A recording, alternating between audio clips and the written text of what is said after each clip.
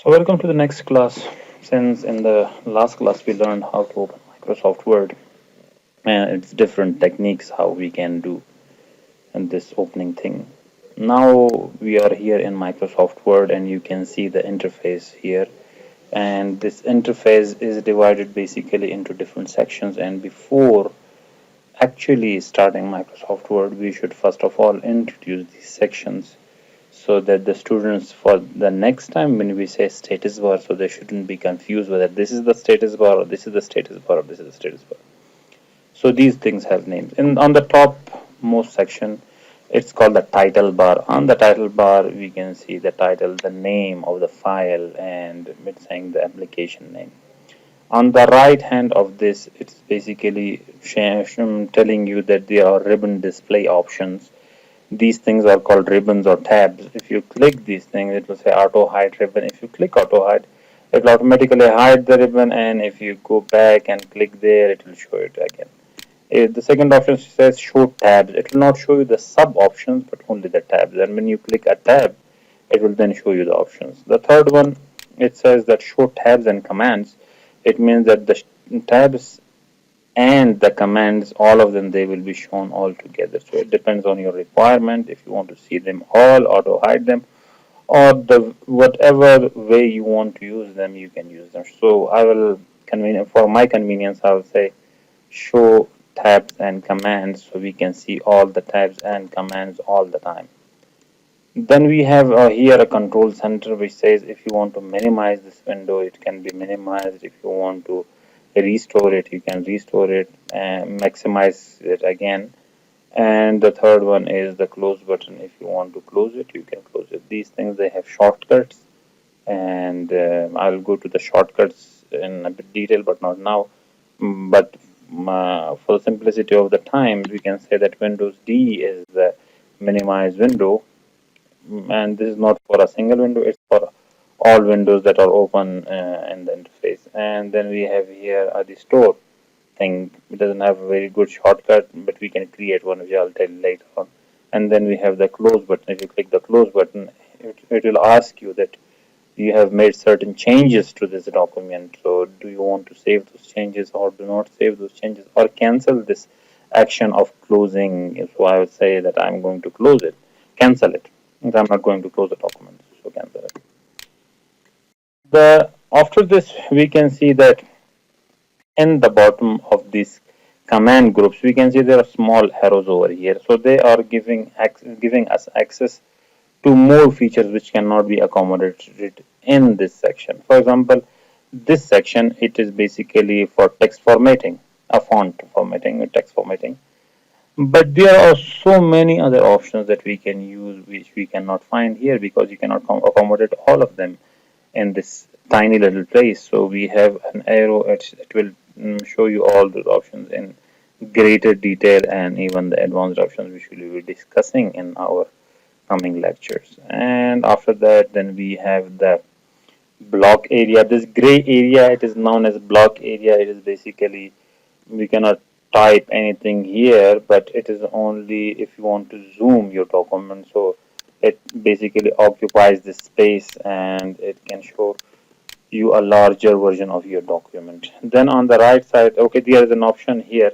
It is also for collapse the ribbon. If you want to collapse the ribbon, you can collapse it from here. If you want to uncollapse it, you can click back here. And so when it's collapsed and you want to uncollapse it, you can go back and say show tabs and commands, and it will show you all those features. After that, on the right hand side, this bar that you can see, it has two arrows up and down. It's known as the scroll bar. It means that with this you can come down and go up, scroll down or scroll up. And we can also, if you have these cursor buttons on your keyboard, you can also use them in order to help these thing with this thing. We have basically two types of these scroll bars: the vertical one, which is this one, and the horizontal, which we can see here. But since the document, it can pretty well be accommodated in this place, so there is no need. But if you zoom it and it is out of bounds, So then there is a scroll bar, look, which you can use for horizontal scrolling purpose.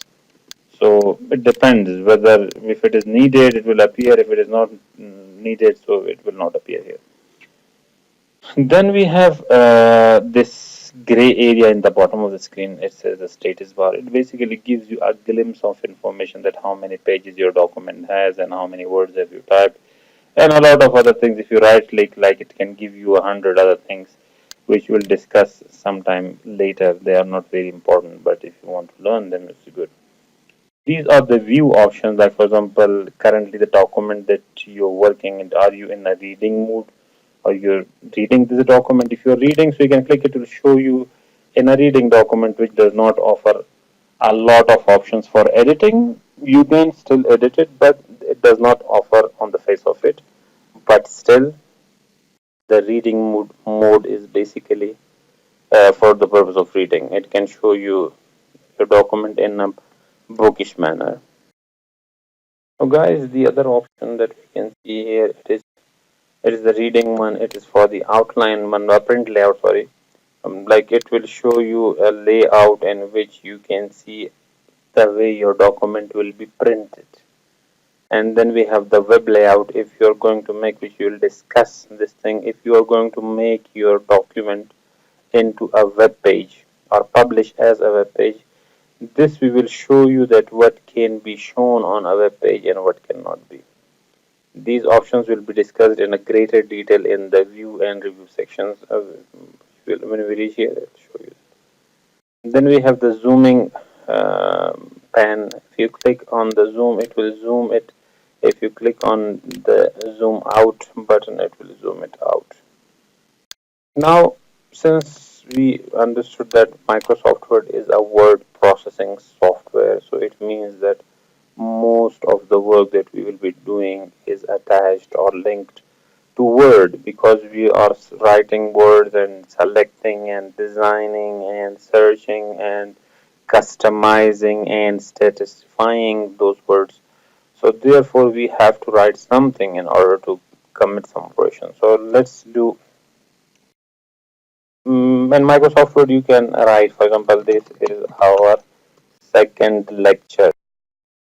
Like if you type there that this is our second lecture, and then you select it. But if you want a lot of text, it will take a lot of your time for practicing that. So there's a function is equal to rand and open parenthesis, close parenthesis. If you enter, it will give you some 5 paragraphs to play around with. If you need more paragraphs, then you can simply say is equal to rand and end the paragraph. If you need more text, we can simply say is equal to rand, and inside the parenthesis, you can write the number of paragraphs that you need. If I write 10 and enter, it will give me 10 paragraphs to work on or practice on. So since we have our paragraphs, the third most important thing is that whenever you are modifying, designing, or applying some functions or even changing the properties of text, the first and foremost thing is that you have to select that text. Now there are different ways for selecting the text. The most simple way of selecting text is if you click your mouse button and drag it here or there while having pressed the left button of your mouse, it will select the text and you can simply select and do whatever you want to do. The second one is if you want to select a line, if you come to the left side, look, your arrow is changing. Normally this is a cursor, this is an arrow. If you click the arrow, it will select one line. If you double click it, it will select a paragraph. And if you triple click it, it will select everything that is there in this section only. If you want to select everything that we have here, you can press Ctrl A. It will select all the text. There are other ways, like for example, if you are not very good with clicking and dragging and selecting, you can press Shift and the right arrow for selecting right, the down arrow for selecting down.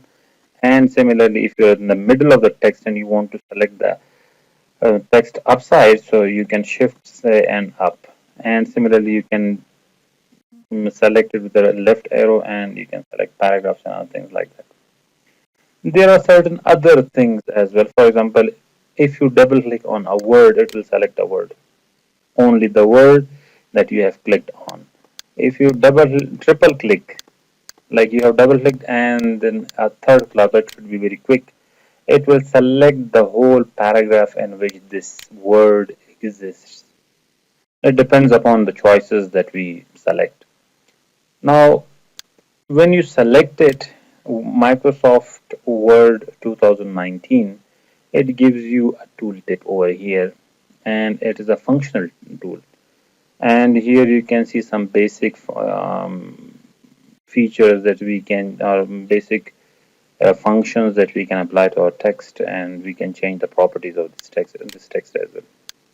So if you select the text, and if you want to do something like, for example, from here you can say that change my font, or increase the size, or increase it gradually, or decrease it gradually, or type a number. For example, I want to decrease, like if you click the arrow, it gives you a minimum size of 8, but you want a size of font size 5. So if you double click and type 5, you can also type something there.